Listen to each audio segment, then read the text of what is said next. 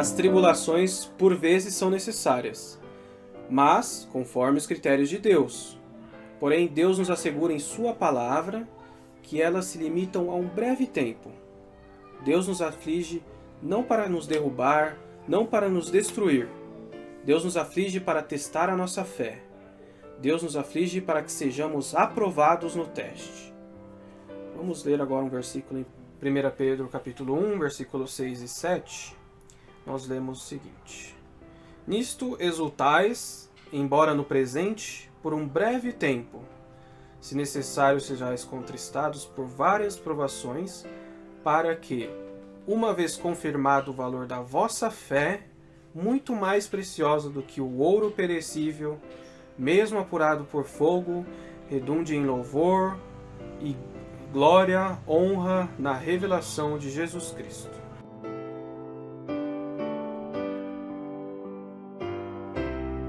As provações pelas quais nós passamos nunca são inúteis. Deus sempre tem lições a nos ensinar por meio delas. Ao invés de lamentar a nossa sorte, Deus nos conclama a nos alegrar nas provações. Elas fazem parte da escola de Deus. Elas nos ensinam lições valiosas.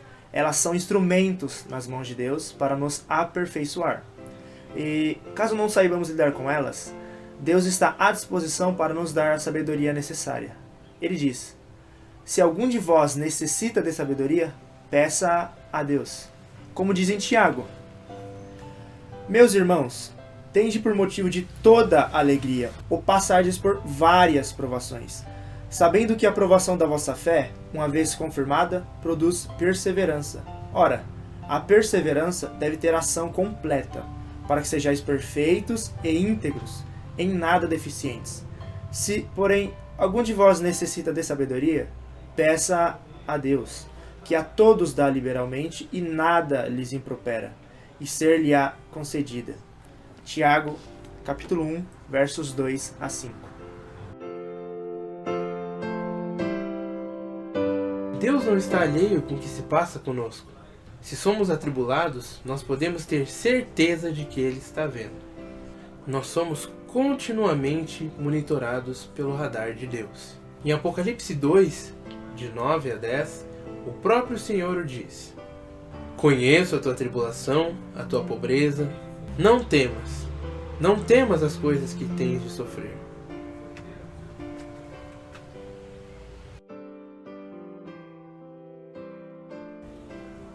A tribulação não é evidência de que Deus nos abandonou, de modo algum. Muito pelo contrário. As tribulações não têm a capacidade de nos separar do amor de Deus, que está em Cristo Jesus, nosso Senhor. Como dizem Romanos: quem nos separará do amor de Cristo? Será tribulação ou angústia? Ou perseguição? Ou fome? Ou nudez? Ou perigo? Ou espada? Em todas estas coisas, porém, somos mais do que vencedores. Nada poderá separar-nos do amor de Deus que está em Cristo Jesus, nosso Senhor. Romanos 8, versos 35 a 39.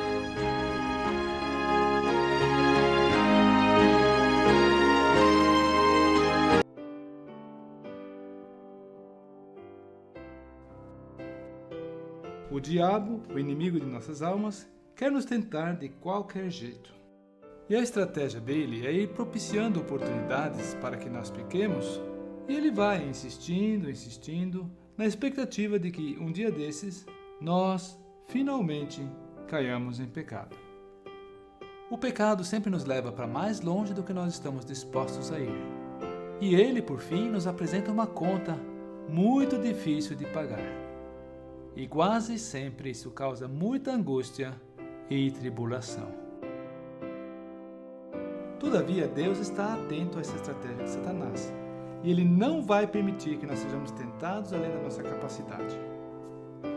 Esta é uma verdade de Deus na qual nós podemos nos fiar e contar com a ajuda divina. Se acontecer de nós cairmos, então isso foi o nosso desleixo, nossa falta de vigilância e a nossa falta em cumprir com os bons propósitos que temos formado.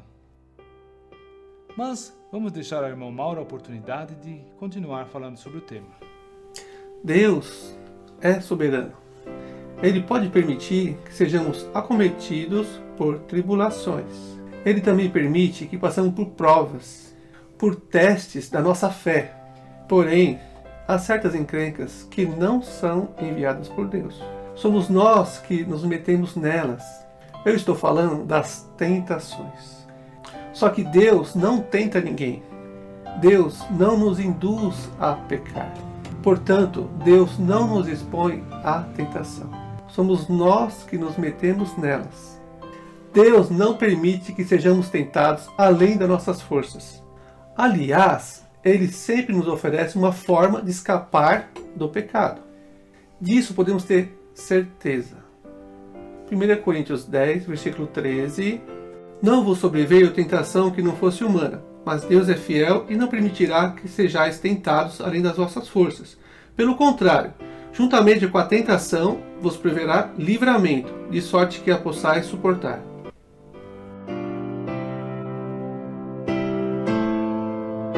Todos passamos pela escola de Deus. Estamos sujeitos à sua correção. Estamos sujeitos à sua disciplina. A correção dói. A disciplina não é algo que nos faz alegre. Não é algo agradável. No entanto, Deus nos permite passar por experiências desagradáveis. E isso é algo muito proveitoso. Se aprendemos a lição, nós no final saímos ganhando. A disciplina tem um fim proveitoso. Em Hebreus 12, de 10 a 11, se lê que Deus nos disciplina para aproveitamento, a fim de sermos participantes da sua santidade. Toda disciplina, com efeito, no momento não parece ser motivo de alegria, mas de tristeza. Ao depois, entretanto, produz fruto pacífico aos que têm sido por ela exercitados, fruto de justiça.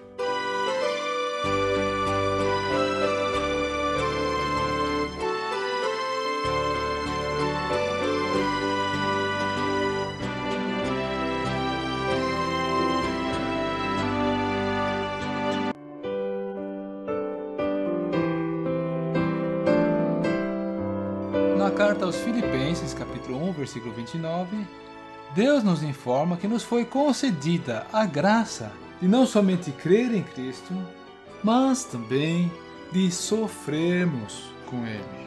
E é bom sabermos e contarmos com isso. Em outra porção da Escritura, essa Atos 14, 22, também consta que através de muitas tribulações nos importa entrar no reino de Deus. E é por isso que somos conclamados a fortalecer a nossa alma e a permanecer firmes na fé. Afinal, é sim uma realidade que os crentes em Cristo estão sujeitos a sofrerem pelo Senhor Jesus. A vida nessa terra reservou muitos sofrimentos para o nosso Senhor. O mundo o rejeitou. Nós vivemos no mesmo mundo. Estamos dispostos a partilhar de sua rejeição? Quando fomos batizados, nós nos posicionamos ao lado daquele que hoje ainda é o rejeitado. Estamos nós dispostos a partilhar de sua rejeição? Os sofrimentos aqui no mundo são ficha pequena em comparação com a glória que partilharemos com o Senhor. Romanos 8, 17 e 18 nos descreve uma certeza. Se com ele sofremos, também com ele seremos glorificados. Porque para mim, tenho por certo que os sofrimentos deste tempo presente não podem ser comparados com a glória a ser revelada em nós.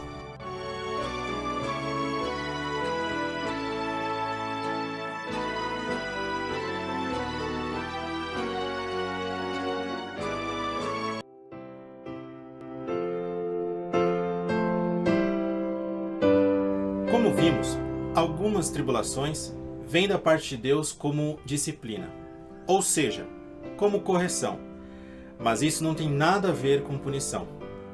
A punição por nossas transgressões já aconteceu, já é uma questão tratada e resolvida.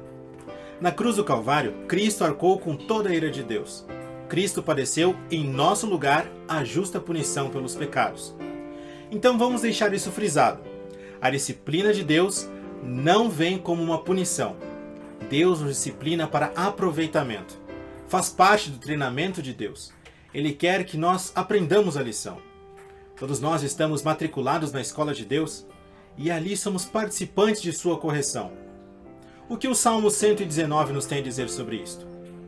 O versículo 67 sublinha o propósito de Deus em nos treinar. Veja que ele trabalha certas áreas de nossa vida para nos moldar. Ele persegue um propósito que quer atingir para conosco. O Salmo 119, 67 diz assim: Antes de ser afligido, andava errado, mas agora guardo a tua palavra. O versículo 71, embora reconheça que não seja agradável passar por tribulações, diz que isso é algo muito bom para nós. Foi-me bom ter eu passado pela aflição. São experiências que produzem resultados positivos. Salmo 119, 71 diz assim: Foi-me bom ter eu passado pela aflição, para que aprendesse os teus decretos. Os versículos 75 e 76 nos permitem ter certeza disso. Queridos irmãos, se Deus nos permite passar por experiências adversas, é porque o seu amor tem um bom propósito para conosco.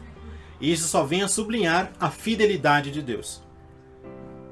Salmo 119, versículos 75 e 76 dizem o seguinte: Bem sei, ó Senhor, que os teus juízos são justos e que com fidelidade me afligiste. Venha, pois, a tua bondade consolar-me, segundo a palavra que deste ao teu servo. O versículo 107, por fim, nos faz ver que a mão de Deus, ao lidar conosco em disciplina, não atua para apagar a nossa chama. Antes, pelo contrário, para reavivar nosso testemunho. E assim, podemos produzir em nossas vidas algo que seja para a glória de Deus. Confira o que diz o Salmo 119, versículo 107. Estou aflitíssimo. Vivifica-me, Senhor, segundo a tua palavra.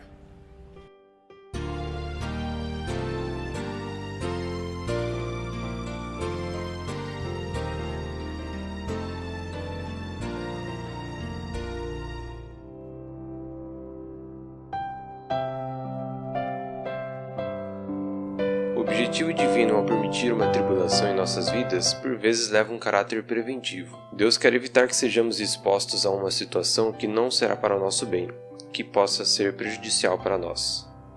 E o que faz então? Deus permite que sejamos acometidos por adversidades. Ele nos derruba da rota na qual estávamos encaminhados. O Senhor é cheio de terna misericórdia e compassivo, e persegue um objetivo, um amoroso objetivo. Ele quer nos preservar. Ele quer nos poupar de situações que não nos farão bem.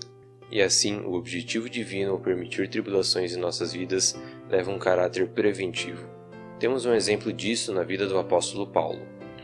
Ele tinha um espinho na carne, um mensageiro de Satanás que lhes bofeteava. Em 2 Coríntios 12, ele próprio explica o motivo daquela adversidade. Aquela coisa ruim lhe tinha sido dada para que ele não se exaltasse, ficando ensoberbecido pela grandeza das revelações que tinha recebido do Senhor.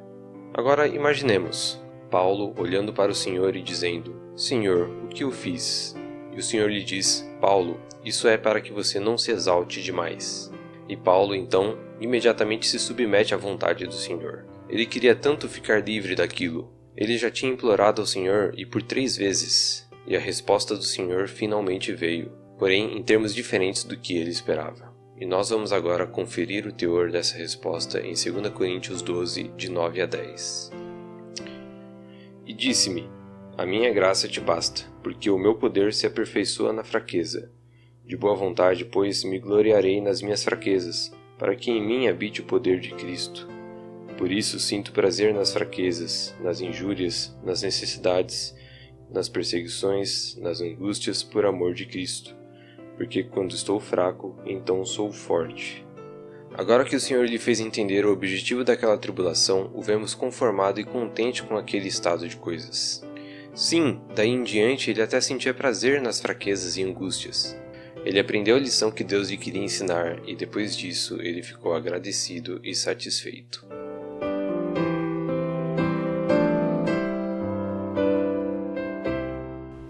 As aflições, a angústia, as dificuldades, as tribulações, enfim, não são para nos derrubar. Elas têm um propósito. Romanos 8, 28 diz: Sabemos que todas as coisas cooperam para o bem daqueles que amam a Deus. Nas mãos de Deus, as tribulações cooperam para propósitos preventivos, corretivos e instrutivos. Elas podem recair sobre nós para nos preservar de um mal maior. Elas são preservativas. Elas são necessárias, são mandatórias e não opcionais. Elas são limitadas. Elas têm uma medida. Deus determinou que elas só vão a certo ponto. Depois, elas não permanecem incidindo mais.